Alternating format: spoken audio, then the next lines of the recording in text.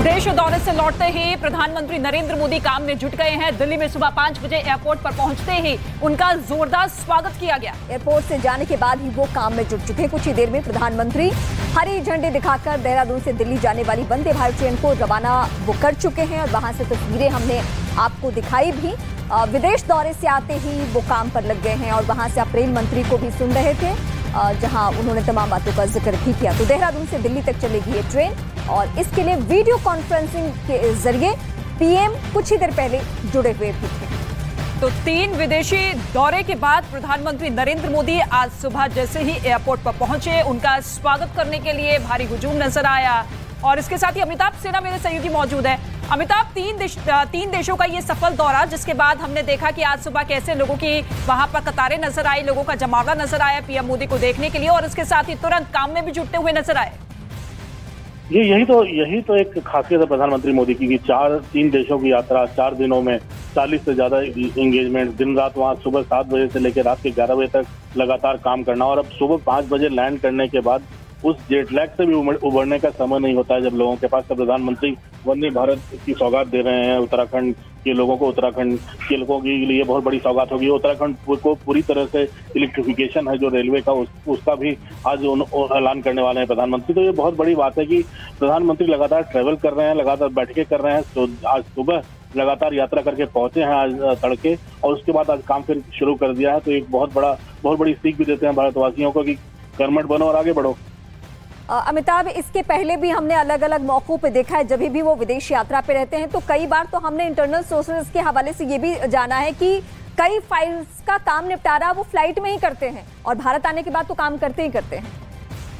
बिल्कुल, ये बड़ी मिथ्या थी कि प्रधानमंत्री कैसे फ्रेश नजर आते हैं। अगर 16 घंटे की यात्रा करके अमेरिका भी पहुंचते हैं सीधी की फ्लाइट में, तो वहां फ्रेश कैसे नजर आते हैं। तो वो अपने अमेरिका में जहां उनको उतरना होता है, जब ये बोर्डिंग करने जाते हैं प्रधानमंत्री, तो वो अब वहां जहां उतरना है वहां के माहौल के हिसाब से अपनी स्लीप को एडजस्ट करते हैं प्रधानमंत्री उसके। और जितनी फाइलें होती है, रोजमर्रा के काम कभी नहीं रुकते, पूरा का पूरा मिनी पीएमओ उनके साथ यात्रा करता रहता है। तो ये प्रधानमंत्री अनवरत काम करते रहते हैं, सिस्टम को देखते रहते हैं, मॉनिटर करते रहते हैं, लेकिन उतनी यात्रा करने के बाद लौटे हैं प्रधानमंत्री और फिर एक बार फिर जनता के लिए जो हितकारी काम है उसका उद्घाटन करने में लग गए हैं। ये बहुत बड़ी बात है। और अब शक्ल देखकर हम सभी को अनुग्रहित करते हुए हमारा मार्ग प्रशस्त करें।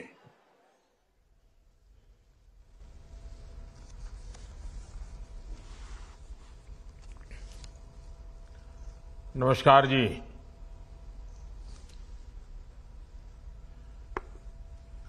उत्तराखंड के राज्यपाल श्रीमान गुरमीत सिंह जी, उत्तराखंड के लोकप्रिय मुख्यमंत्री श्रीमान पुष्कर सिंह धामी, रेल मंत्री अश्विनी वैष्णव, उत्तराखंड सरकार के मंत्रीगण, विभिन्न सांसदगण, विधायक, मेयर, जिला परिषद के सदस्य, अन्य महानुभाव और उत्तराखंड के मेरे प्रिय भाइयों और बहनों, उत्तराखंड के सभी लोगों को वंदे भारत एक्सप्रेस ट्रेन की बहुत बहुत बधाई। दिल्ली और देहरादून के बीच चलने वाली ये ट्रेन देश की राजधानी को देवभूमि से और तेज गति से जोड़ेगी। वंदे भारत से दिल्ली देहरादून के बीच रेल सफर में अब समय भी काफी कम हो जाएगा। इस ट्रेन की गति तो अपनी जगह है ही, जो सुविधाएं हैं वो भी सफर को आनंददायक बनाने वाली है। साथियों, मैं अभी कुछ घंटे पहले ही 3 देशों की यात्रा करके लौटा हूं। आज पूरा विश्व भारत को बहुत उम्मीदों से देख रहा है। हम भारत के लोगों ने जिस तरह अपनी अर्थव्यवस्था को मजबूती दी है, जिस तरह हम गरीबी से लड़ रहे हैं, उसने पूरी दुनिया का विश्वास जगा दिया है। जिस कोरोना से लड़ने में बड़े बड़े देश पस्त हो गए, उसी कोरोना को हम भारतीयों ने मिलकर के कड़ाई से टक्कर भी दी।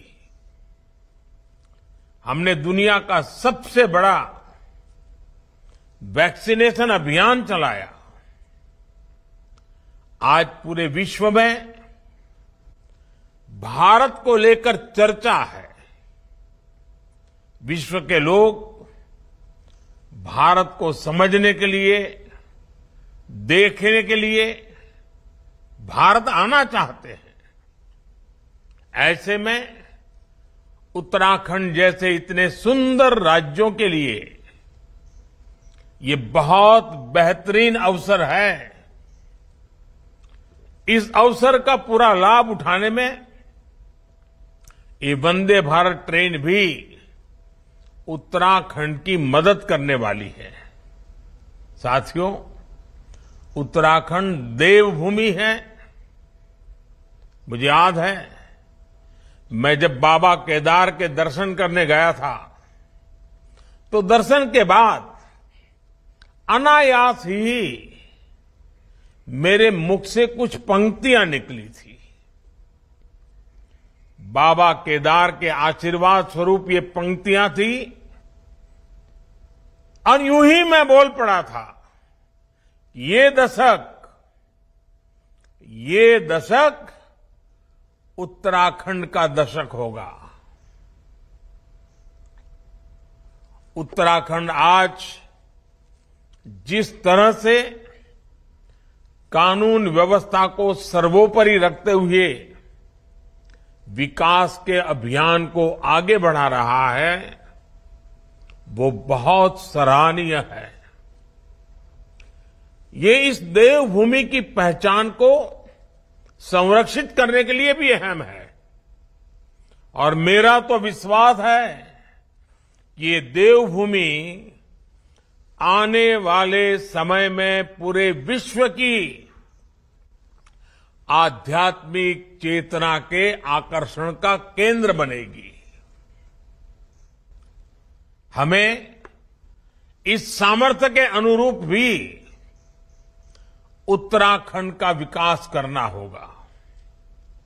अगर हम अभी ही देखें तो 4 धाम यात्रा पर आने वाले तीर्थ यात्रियों की संख्या हर वर्ष पुराने सारे रिकॉर्ड तोड़ देती है, नया रिकॉर्ड बना देती है।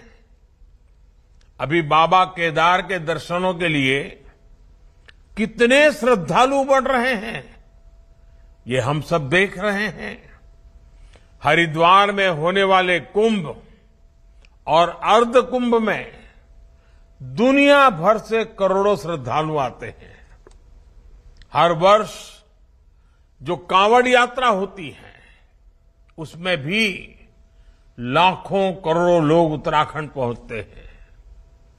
देश में ऐसे राज्य कम ही हैं जहां इतनी बड़ी संख्या में श्रद्धालु आते हैं। श्रद्धालुओं की ये संख्या उपहार भी है, और इतनी बड़ी संख्या को संभाल पाना एक भगीरथ कार्य भी है।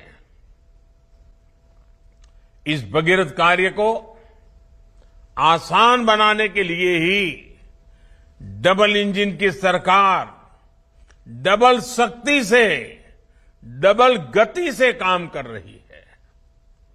बीजेपी सरकार का पूरा जोर विकास के नवरत्नों पर है। पहला रत्न केदारनाथ बद्रीनाथ धाम में 1300 करोड़ रुपए से पुनर्निर्माण का कार्य। दूसरा रत्न 2500 करोड़ रुपए की लागत से गौरीकुंड, केदारनाथ और गोविंद घाट हेमकुंड साहिब रोपवे का कार्य। तीसरा रत्न कुमायूं के पौराणिक मंदिरों को भव्य बनाने के लिए मानसखंड मंदिर माला मिशन का काम। चौथा रत्न पूरे राज्य में होम स्टे को बढ़ावा। मुझे बताया गया है कि राज्य में 4000 से अधिक होम स्टे रजिस्टर हो चुके हैं। पांचवा रत्न 16 इको टूरिज्म डेस्टिनेशन का विकास। छठा रत्न उत्तराखंड में स्वास्थ्य सेवाओं का विस्तार। उधम सिंह नगर में एम्स का सैटेलाइट सेंटर भी बनाया जा रहा है। सातवां रत्न करीब 2000 करोड़ रुपए की लागत वाली टिहरी लेक डेवलपमेंट परियोजना। आठवां रत्न ऋषिकेश हरिद्वार का एडवेंचर टूरिज्म और योग की राजधानी के रूप में विकास। और नवा रत्न टनकपुर बागेश्वर रेल लाइन। इस रेल लाइन पर भी जल्द काम शुरू हो जाएगा। और आप लोगों ने एक कहावत सुनी होगी, सोने पर सुहागा। इसलिए इन नवरत्नों की माला को पिरोने के लिए इंफ्रास्ट्रक्चर के जो प्रोजेक्ट यहां चल रहे हैं, उन्हें भी धामी जी की सरकार ने नई ऊर्जा दी है। 12,000 करोड़ रुपए की लागत से 4 धाम महापरियोजना पर तेज गति से काम हो रहा है।